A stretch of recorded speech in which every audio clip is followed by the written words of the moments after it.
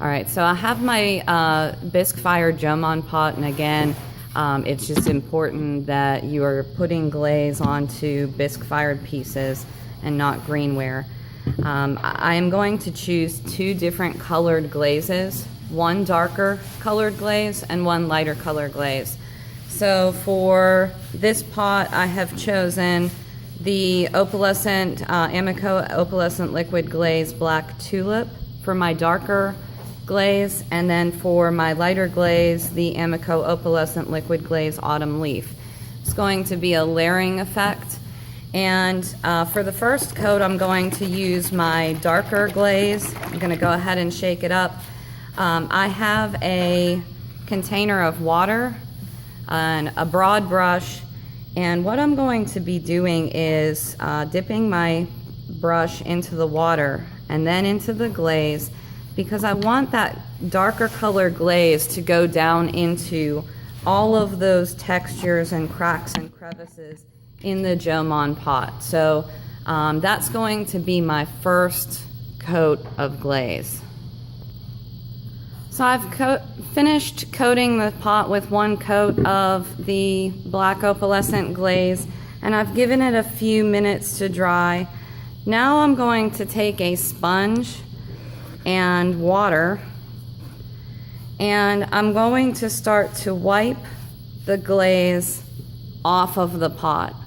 So what you're going to start to see is that the darker colored glaze is going to stay down in the crevices and the textured areas of your coil pot, but you are just wiping it off of the raised surfaces. And it may require you dipping your sponge back into the water, wringing it out several times, because your sponge is going to get full of glaze as you do this. You just want to do that all around your pot. So I have now wiped off that first layer of glaze, but you can see that the black glaze is still down in all of the textured areas. And what I'm going to do now is take my second color, which I chose Autumn Leaf, which is a kind of golden brown color, and I'm going to go over the entire pot with 2 layers of the Autumn Leaf glaze. This is a little thick, so again, I'm just gonna use that water that's next to me, and after I dip my brush into the glaze, I'm going to dip it into the water just to help the flow of that glaze on the surface of the pot. So again, when you do your 2 layers, you want to make sure you're changing direction. So with this first layer, I'm going to go around the pot in a horizontal fashion. In the second layer, I'll have vertical lines with my brush strokes that go up and down the pot. We're going to be clear glazing the insides of the pots, and what I'm going to do is just look inside here, and I have dripped some of the colored glaze, and you could leave that if you want to, or you can take a wet sponge and remove any excess glaze, just so you don't have a random splash of color.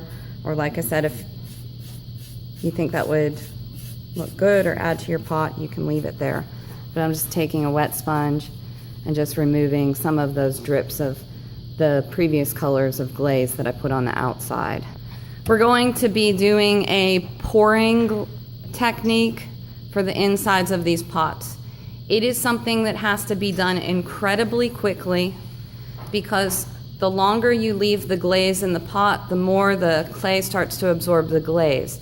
And if it absorbs the glaze for too long, your glaze coat will be too thick, and you'll end up with glass bubbles on the inside. The glaze will actually bubble up and it becomes very sharp. So I have my clear glaze in this jug, and it is tinted purple. A lot of times the clear glaze that we use in this class is tinted purple or pink, and it's just so you can see where you've applied it so that it's not clear, but once it's fired, it does turn clear. Another thing that I have close by is a funnel, and what I'm going to use this funnel for is to pour the glaze back into the jug after I pour it into the pot. So you want to make sure that that is nearby. You may also want to have a friend nearby that can help you flip the pot. So I'm just shaking up right now my clear glaze, and watch this just for a second because it is going to happen very quickly.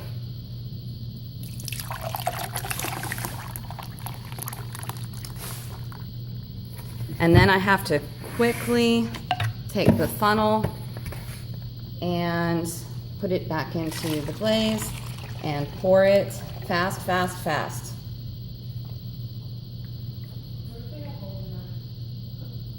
If you have holes in yours, then you can brush it. It's going to take a little bit longer, but this clear glaze, the pouring glaze, can go on in about 2 to 3 layers. And so I have not coated the entire inside of the pot. I have some parts that I've missed, and I'm just going to take a brush and make sure that I get those little areas at the top of the pot with the clear. Again, one or 2 layers might just be fine for the clear. And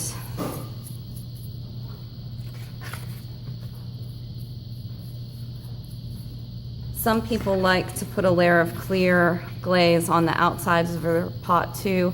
I'll leave that completely up to you. But that is the pouring technique for the insides. And if you don't have any holes, that's the quickest, fastest, easiest way to glaze the inside of your pot.